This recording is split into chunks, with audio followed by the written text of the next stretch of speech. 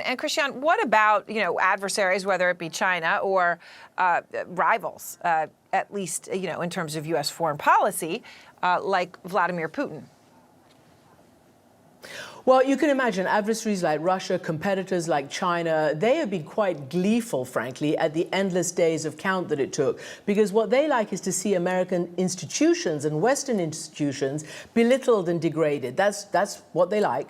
And they were very, they were able to show on their own televisions what looked to be a disruptive president denigrating the process in the United States, refusing to accept the count, trying to stop the count. They were all saying, that's democracy, that's America.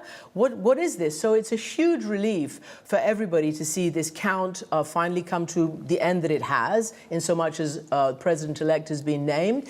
And America essentially has been giving now a living lesson in democracy.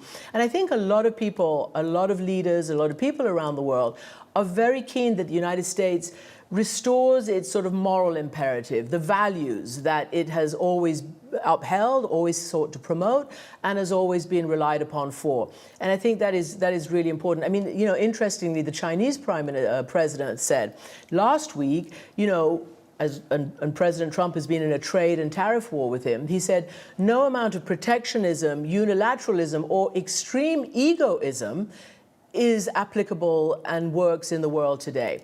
Let's just go to the Middle East, though, because allies there would have wanted President Trump to win. Israel, certainly the government of Prime Minister Netanyahu, wanted President Trump to win because President Trump has given him everything that he wants. Not given Israel everything, but given the right-wing Prime Minister everything he wants, which is, as you know, the peace process was heavily weighted towards Israel. There is no peace process with the Palestinians.